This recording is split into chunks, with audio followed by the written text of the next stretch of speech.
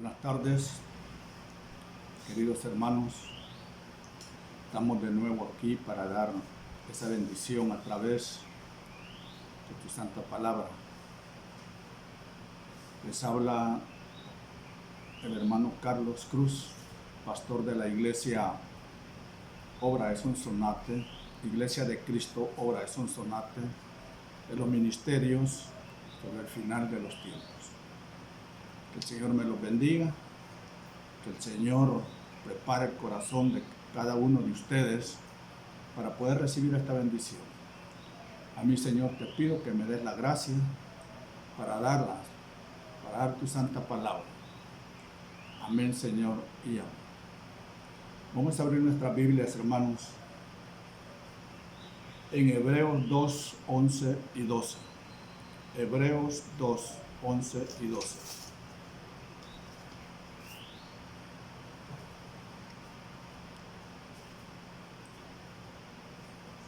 Dice la palabra del Señor: porque tanto el que santifica como los que son santificados son todos de un Padre, por el cual Él no se avergüenza de llamarlos hermanos,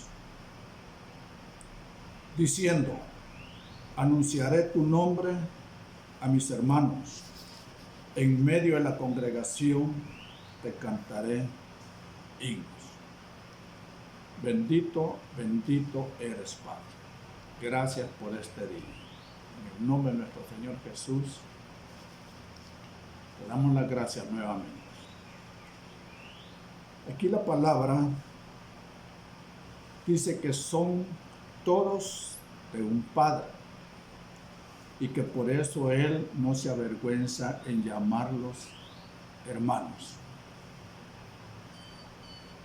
En una parte, en un discurso que da Pedro a principios de su ministerio, cuando se dirigió al pueblo hebreo,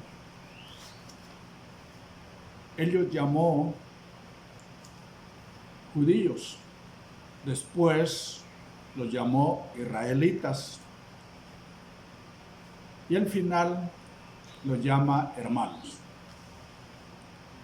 En cierta situación, el Señor Jesús le dijo a quienes estaba dirigiendo de que ya no los iba a llamar siervos, sino que amigos.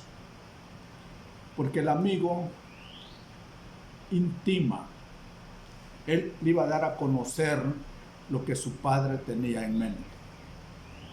Pero cuando Él ya resucita con ese cuerpo glorioso, Él le manda un mensaje, pero ya no le dice, le manda el mensaje a los discípulos, pero ya no lo llama discípulos, les dice: id y avisad a mis hermanos.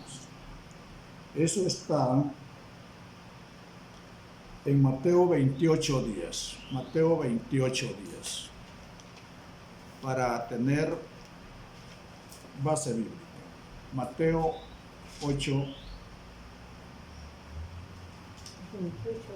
8:10.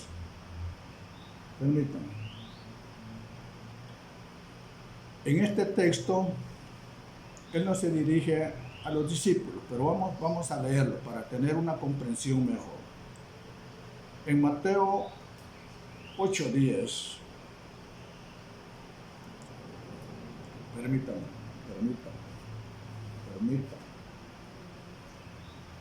Mateo 12 es. Mateo 12, 48, 50. Mateo 12, 48, 50. Dice, aquí sucede que Él estaba hablando a la multitud y de repente llegaron a avisarle de que ahí estaba la mamá con sus hermanos y que querían hablar con Él. Pero respondiendo Él al que se lo decía, dijo: ¿quién es mi madre y quiénes son mis hermanos? y extendiendo su mano hacia sus discípulos, dijo: He aquí mi madre y mis hermanos. Pero pongan atención en el 50, donde dice: porque cualquiera que hace la voluntad de mi Padre que está en los cielos, ese es mi hermano y mi hermana y mi madre. Cualquiera que haga la voluntad de mi Padre que está en los cielos, ese es mi hermano. En Mateo 28, 19, permítanme. Mateo 28, 10, adelantito. Mateo 28, 10.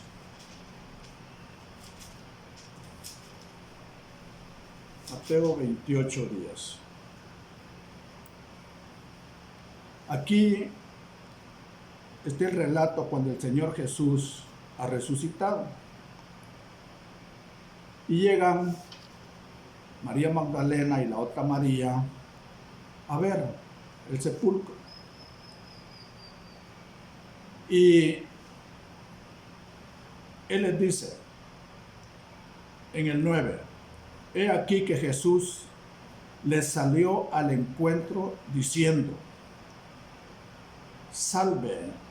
Y ellas, acercándose, abrazaron sus pies y le adoraron. Aquí el Señor Jesús tenía un cuerpo ya glorificado. Ya glorificado. No había subido al Padre, pero ya tenían su cuerpo glorificado.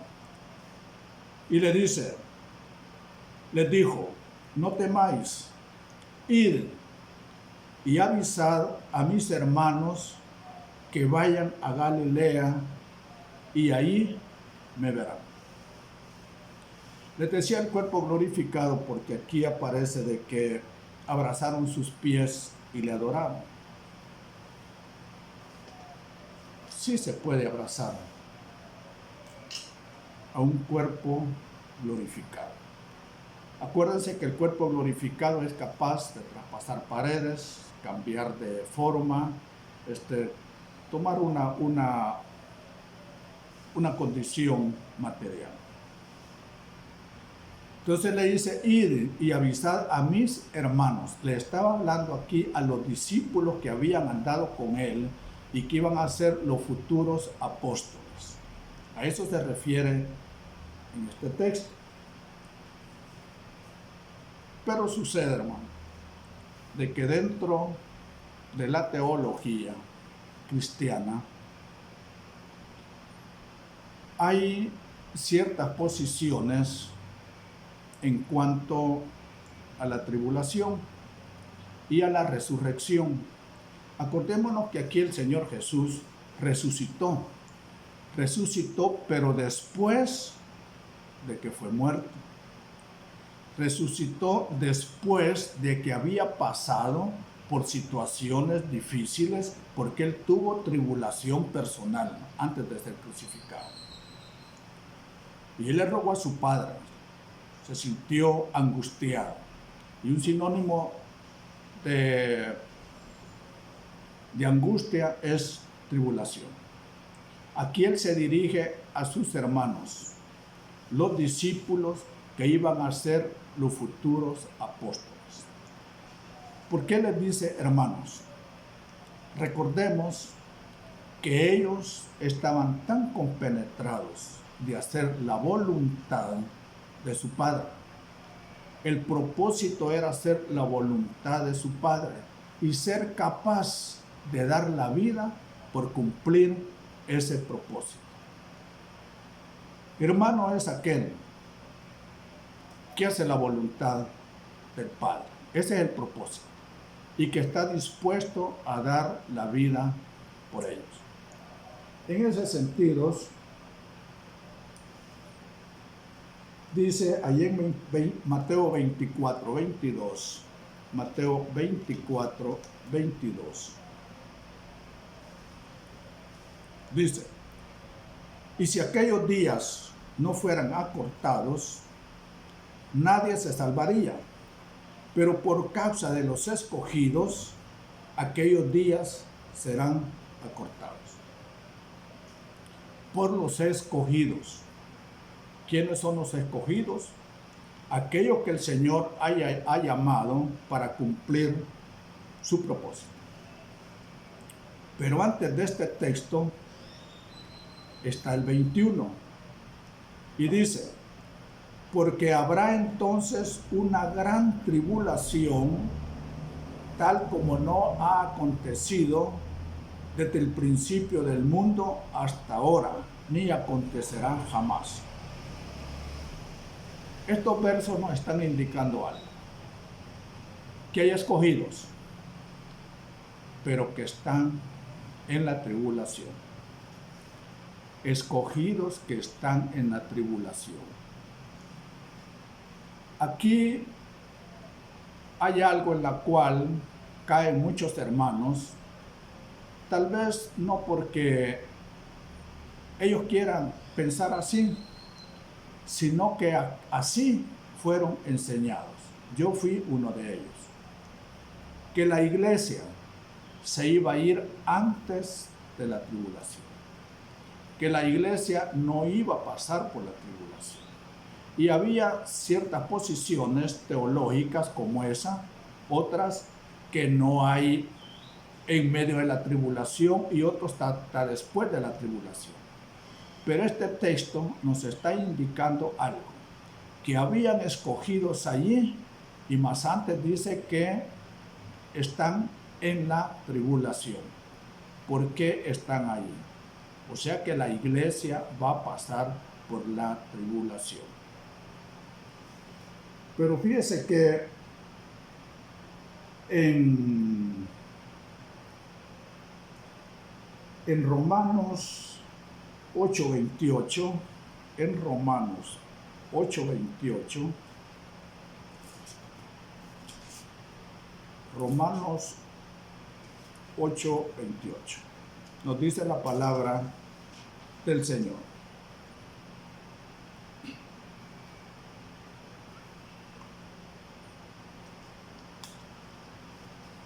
y sabemos que para los que aman a Dios, todas las cosas cooperan para bien. Esto es, para los que son llamados conforme a su propósito. O sea que nuestro Dios ya tiene algunos escogidos para cumplir su propósito en estas situaciones. Y dice que para esos todas las cosas cooperan para bien. Los que aman a Dios, todas las cosas cooperan para bien. Si es así, para los que aman a Dios, todo es bueno. O sea, de lo que está pasando ahorita, para los que aman a Dios, esto es bueno. Pareciera muy irónico que se diga: qué bueno a que haya esta pandemia, qué bueno. Pero para los que aman a Dios, esto está bien, porque es un propósito de Él. Es un propósito de Él. Y vean cómo ve Pablo estas situaciones. Pablo pasó por situaciones bien difíciles. Y en Filipenses 1:12, ahí en Filipenses 1:12, dice: yo quiero que sepáis, hermanos, que las circunstancias en que me he visto han redundado en el mayor progreso del Evangelio. Yo quiero que sepáis, hermanos, dice Pablo, que todas las garroteadas que me dieron, que todos los insultos que me dieron, que casi me mataron a pedradas que me dieron, que todo lo que pasé en el barco cuando ya estuvimos a punto de morir, todo eso que me ha acontecido ha redundado en el mayor progreso del Evangelio. Y estas situaciones que nos están pasando ¿Será de que ha redundado en el mayor progreso del Evangelio? Sí, hermano. Hoy se ve de que en muchos lugares ha salido la gente guardando la distancia, arrodillándose a orar porque esta situación pase. Le están pidiendo a Dios. En mi pensar, yo creo que lo que dice Pablo es cierto, porque hoy nosotros, por lo menos yo, hermano, no sé si ustedes, pero por lo menos yo, en las circunstancias en que estoy aprendiendo a confiar en Dios, porque no queda de otro. Y eso significa que muchas gentes también van a aprender a confiar en Dios y acercarse más al Señor y pensar más en Él. Llegar a ser un verdadero hermano, hacer la voluntad de Dios. Porque hermanos, hay bastantes. Hay hermanos que son profesantes, aceptaron al Señor y hasta ahí y son salvos, gracias a Dios. Pero hay otros hermanos de los que habla aquí la palabra, son aquellos que están dispuestos a cumplir ese propósito para el que han sido llamados. Si es posible, a dar su vida, que eso no cualquiera lo hace, ¿no? Porque ¿cuál fue el destino de todos los discípulos apóstoles que eran a ser apóstoles? Dieron su vida. Yo creo que hasta ahí, pues no sé si nosotros estaremos dispuestos a dar nuestra vida. Y aún más, yo me pongo a pensar, ¿qué pasaría? Dios no lo quiera. ¿Qué pasaría si Dios nos dijera en este momento: tu hija está contaminada? Te hago una propuesta.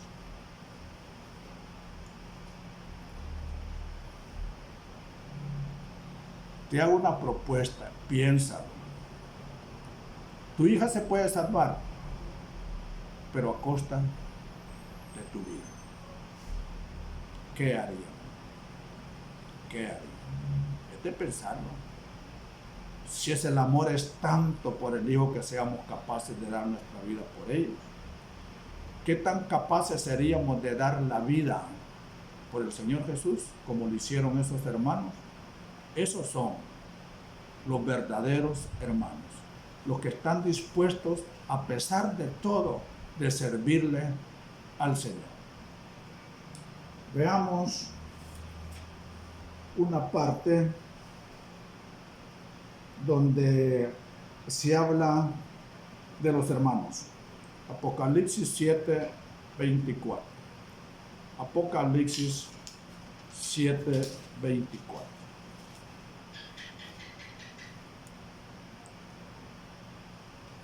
Aquí, si nos recordamos, está el ángel del Señor pronto a ejecutar una orden de Dios. Pero el Señor los detiene y les dice que no sigan todavía hasta que hayan puesto un sello en la frente a los siervos de nuestro Dios. Un sello en la frente de nuestro Dios. Posiblemente vamos a ver también que cuando esté el anticristo se habla también de un sello en la frente y en la mano. Pero ¿es eso literal o alegórico? Que nos van a poner una marca 666 en la frente o en la mano. ¿Es literal o qué? Aquí no lo dice, pero también es parte de una prédica aparte. Lo que interesa aquí es de que dice: y oí el número de los que fueron sellados en la frente a los siervos de nuestro Dios. Y oí el número de los que fueron sellados, dice 144,000. 144,000. Aquí viene la pregunta también, ¿144,000 es literal o es alegórico? Pues que nosotros debemos de pedirle mucho a nuestro Dios para poder comprender las Escrituras. En nuestra doctrina vemos que esto no es literal, sino que 144,000 es un mensaje que está dentro de esa expresión. Dentro de nuestra doctrina vemos que estos 144,000 encierran un mensaje. Vamos a llamarle a estos un primer grupo. Vamos a ver un segundo grupo allí mismo en Apocalipsis 7, en el 9. Dice, después de esto, miré y vi una gran multitud que nadie podía contar, de todas las naciones, tribus, pueblos y lenguas, de pie delante del trono y delante del Cordero, vestidos con vestiduras blancas y con palmas en las manos. A esto le llamaremos un segundo grupo. Aquel primer grupo da un número que lo limita y mencionan a las tribus de Israel, pero es un número limitado. En cambio aquí hay otro grupo que ese no está limitado. Aquí dice una gran multitud. Y allá en el primer grupo vemos que hace alusión a las tribus. Pero aquí dice que son de todas las naciones, tribus, pueblos y lenguas. Este segundo grupo, ¿de dónde viene? Dice en el 14, porque en el 13 se hace una pregunta, ¿quiénes son y de dónde han venido? Este segundo grupo, ¿quiénes son? ¿De dónde han venido? Entonces dice el 14, y yo le respondí, Señor mío, tú lo sabes. Y él me dijo, estos son los que vienen de la gran tribulación. ¿Y qué? Que no iba a pasar la iglesia por la gran tribulación. Pero aquí dice, estos son los que vienen de la gran tribulación y han lavado sus vestiduras y las han emblanquecido en la sangre del Cordero. Aquí se ven dos grupos. Un primer grupo que son sellados con un propósito. El propósito es de que testifiquen sobre todas las cosas de Dios, que den un testimonio de las obras de Dios, o sea, que evangelicen. Hoy muchos de los escogidos van a tener ese propósito, para que muchos, fíjense hermanos, de que esta pandemia es universal y por todo el mundo hoy se va a hablar del evangelio. Aún de aquellos países llamados comunistas o ateos que no creen en Dios, van a estar viendo por las redes sociales de que en algunos países Dios ha salvado a muchos de sus hijos que aceptaron al Señor. Por eso que es una gran multitud. Pero este segundo grupo de que están en la tribulación son los que aceptaron al Señor como resultado de la labor del primer grupo, de los 144,000 sellados. Aquí ya no dice un número, aquí ya dice son multitudes las que llegan. Viendo así el panorama, vemos de que hay muchos de los cuales se van a morir, pero posiblemente sea irónico, porque tal vez muchos, como hemos visto de los testimonios que ha habido, muchos que se habían alejado de Dios y a última hora aceptaron, se han salvado. En cambio hay otros pastores evangélicos que se han muerto. Bueno, y entonces, ¿cómo este pastor evangélico que dedicó su vida a dar palabra se murió? Y aquel que se había alejado. Bueno, los propósitos de Dios son grandes. Recordémonos lo que pasó en la iglesia de la Odisea. Dios es misericordioso. Esos pastores que se murieron es también porque desobedecieron órdenes dadas por el gobierno, que son las autoridades terrenales. A nosotros nos están diciendo que no salgamos de la casa, pero muchos ya están aburridos de estar en la casa. No se aburran, hombre, lean la Biblia. Hoy hay tiempo. Escuchen palabra del Señor. Yo no digo que se van a encerrar, va solo eso, no pueden haber, como dice el hermano, de vez en cuando ver una película buena ya con la familia, porque estamos todos juntos. Pero esos desobedecieron. Acordémonos de que a menos de que haya una orden de Dios, pero bien que estemos seguros que es de Dios, podemos hacer algo que Él no nos indique. Ejemplo, allá en Estados Unidos, no sé si ya lo vieron, hay unos pastores de una iglesia evangélica que se han reunido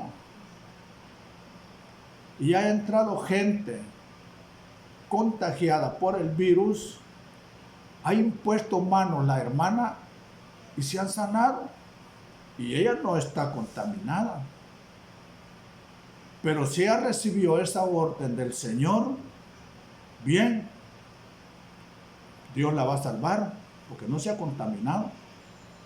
Pero si lo ha hecho nada más por demostrar, como dicen, mi Dios es poderoso y creo en Él, entonces eso ya es cosa de Él. Se dan esos casos. Acordémonos que tanto los apóstoles como el Señor Jesús, antes de recibir ese cuerpo glorioso, tuvo que pasar por circunstancias adversas. Pero veamos quiénes son o qué va a pasar, o cómo podemos enfocar esto de la resurrección y de los que se van a salvar. En 1 Corintios 15, dice que hay un orden. El arrebatamiento ya comenzó.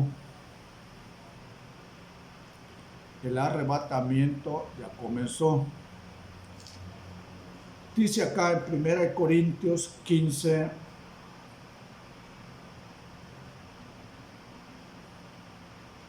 vamos a leer el 20, hermano. Mas ahora Cristo ha resucitado de entre los muertos, primicias de los que durmieron. Cristo es primicia.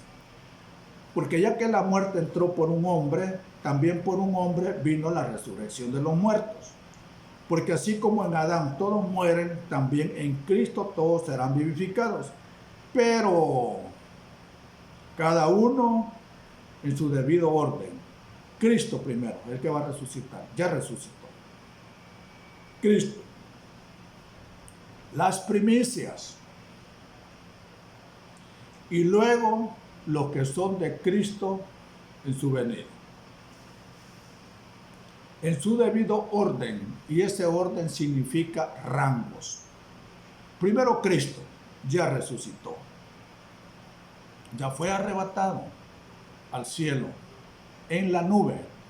Es que esa palabrita en la nube tiene un gran significado. Fue arrebatado en la nube. Pero después dice las primicias. ¿Quiénes son las primicias? Son los que dan la vida o hacen la voluntad del propósito de Dios. Son esos hermanos que están dispuestos a darlo todo por tal de que el propósito de Dios se cumpla. Aquellos hermanos que hacen la voluntad de Dios. ¿Y cuál es la voluntad de Dios? Su justicia, y que está bien definida en la Biblia. Algunos, entre muchas cosas que encierra la voluntad, está el servicio. Está el servicio. Dice acá las primicias, y después, en su debido orden, dice los que son de Cristo en su venida. ¿Es usted de Cristo? Porque aquí dice los que son de Cristo en su venida. Acordémonos de que van a haber hermanos que van a resucitar hasta después del milenio. No van a estar en el milenio con Cristo, porque dicen que se van a abrir libros, y dentro de esos libros está el libro de la vida. Son salvos. Son salvos. Pero bien, veamos Filipenses 1, 22, 24 ya para terminar. Filipenses 1, 22, 24.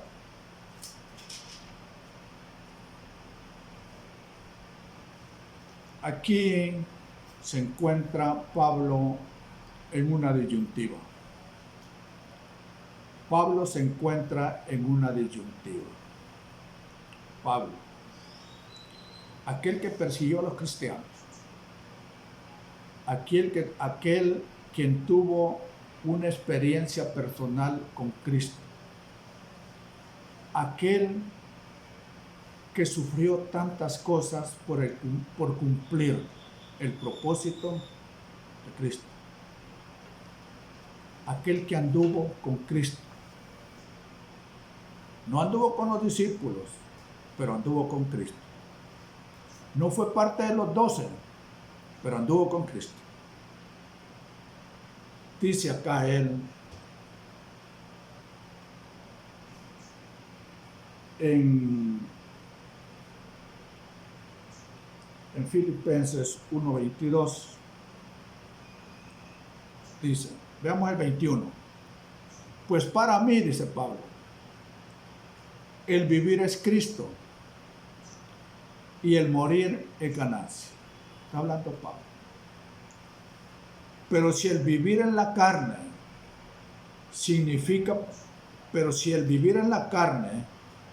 esto significa para mí una labor fructífera, entonces no sé cuál escoger. Si vivir en la carne significa para mí una labor, un trabajo, un servicio fructífero, no sé cuál escogerles. Pues de ambos lados me siento apremiado, teniendo el deseo de partir con Cristo. Teniendo el deseo de partir y estar con Cristo, pues eso es mucho mejor. Y sin embargo, continuar en la carne es más necesario por causa de vosotros. No sé qué hacer, dice Pablo. Para mí, el morir es ganancia, pero no sé qué hacer. Sí, partir y estar con Cristo, que es mucho mejor, dice, o continuar en la carne, que es más necesario por causa de vosotros. El estar con Cristo es mucho mejor, pero es más necesario estar aquí. ¿Por qué? Porque Pablo pensaba de que tenía una labor que hacer aquí en la tierra de ganar más almas. Para él era más necesario estar en la tierra para salvar más almas. Pregunta: ¿quisiera estar usted ahorita con Cristo o quedarse para servirle al Señor? Pablo se hacía esa disyuntiva. No sé cuál sería la posición de nosotros si tuviéramos la oportunidad de que Dios nos diera a escoger. No sé qué escogiéramos nosotros, si el estar con Cristo o estar aquí en esta situación tratando de ayudarle a los demás. Hermanos, recordemos de que se estuvo hablando de la iglesia de la Odisea. Recordémonos que hay dos iglesias de las que hace mención la palabra del Señor. Estas iglesias están descritas acá en Apocalipsis. Y muchas veces se habló, por lo menos en mis tiempos yo así fui enseñado, que todos hablaban de querer estar en la iglesia de Filadelfia. Porque esta iglesia de Filadelfia no tiene reprensión del Señor. Todas tienen alabanza y reprensión, pero hay dos que tienen solamente una cosa. El mensaje a la iglesia de Filadelfia no tiene reprensión. Sin embargo, en el 10, y esto hizo que se buscaran hacia esa posición de que nos vamos antes de la tribulación, cuando dice acá: porque has guardado la palabra de mi perseverancia, yo también te guardaré de la hora de la prueba, esa hora que está por venir sobre todo el mundo, para probar a los que habitan a su tierra. Pero como aquí decía guardar, esto lo agarraban porque la iglesia no va a pasar por la tribulación. Esa era la iglesia de Filadelfia. Pero mire el premio que tiene esta iglesia. Dice: al vencedor le haré una columna en el templo de mi Dios. Le voy a hacer una columna al que venza acá. Aquí no está diciendo que el Señor nos va a sacar de la tribulación. Nos dice que nos va a guardar. Esa es otra cosa. Y aquí solo falta ver qué es perseverancia. ¿Qué es perseverancia? Perseveran los escogidos, perseveran los predestinados. Pero en la iglesia de la Odisea es todo lo contrario.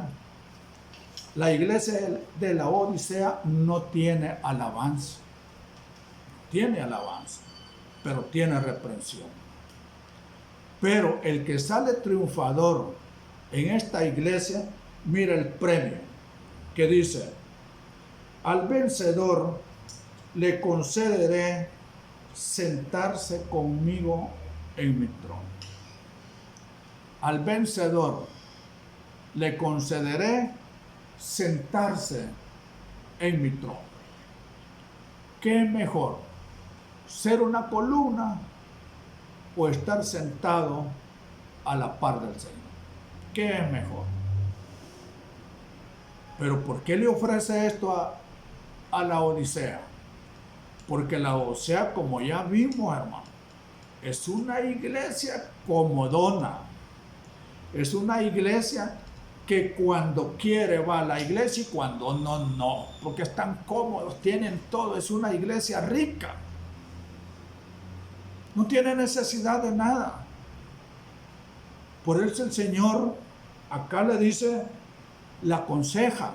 ¿Por qué la aconseja? Porque cuando Él ve todo esto y es su creación, le dice, yo reprendo y disciplino a todos los que amo. Si a usted, hermano, en alguna ocasión lo ha disciplinado el Señor, es porque lo ama. No lo vea como un castigo que Dios es injusto, es porque lo ama que lo está disciplinando. Y es más, sobre muchos de los hermanos, el Señor ha demostrado tanto su amor que lo ha sacado de situaciones tan difíciles que estaban casi al filo de la muerte, como se dice, y sin embargo no han entendido. A veces el Señor manda estas situaciones para que entendamos, pero hay gente que aún viendo estas situaciones no va a entender, no va a entender. A lo largo del Apocalipsis se va a ver de que muchos de ellos blasfemaron todavía de Dios, blasfemaron todavía de Dios. Hermanos, el Señor nos disciplina porque nos ama. Esta pandemia nos está dejando, como dice Pablo, algo que va a redundar para beneficio del Evangelio. Nos vamos a volver más misericordiosos y vamos a aprender a depender más de Dios. Hoy es donde vamos a ver la misericordia de Dios. Hermanos, espero que todos estemos bien. Espero que Dios nos haya bendecido con salud y con todo lo necesario. Como le dijo a una iglesia, tú te consideras pobre, pero eres rico. Posiblemente nosotros no tengamos la cantidad de dinero de muchos, pero somos ricos en el Señor. Él es el único. Él es el dueño de todo. Por eso Él nos dice, te aconsejo que compres de mí oro refinado por fuego. Vamos a ver en qué se trata esto. Compra de mí oro refinado por fuego. Compra colirio tus ojos para que puedas ver. Porque ahorita como que estás en tinieblas. No has entendido que esto es o está pasando porque Dios lo está permitiendo. Es la voluntad de Él. Solamente Él va a detener esta pandemia. Solamente Él. De ahí nada. Te damos gracias, Padre, porque hasta hoy nos has proveído de todo. A mis hermanos de la iglesia, Padre, yo te permito que extiendas tus alas protectoras sobre ellos y que no les falte nada. Que tengan todo lo necesario para así que inclinen ellos sus rostros, sus rodillas y en la noche puedan decirte, gracias, Padre, porque hasta hoy no nos ha faltado nada. Gracias, Padre, porque nos tienes con bien. Gracias, Padre, porque tú eres mi Padre. Tú eres mi Padre. Quiero ser un hermano escogido. Ministra mi corazón para que pueda yo ser de esos que perseveran en ti como un verdadero siervo, que sienta amor por servirte.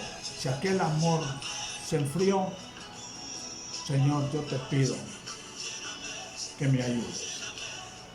Amén, Señor. y amén. Que el Señor me los bendiga, hermanos. Nos vemos en la próxima.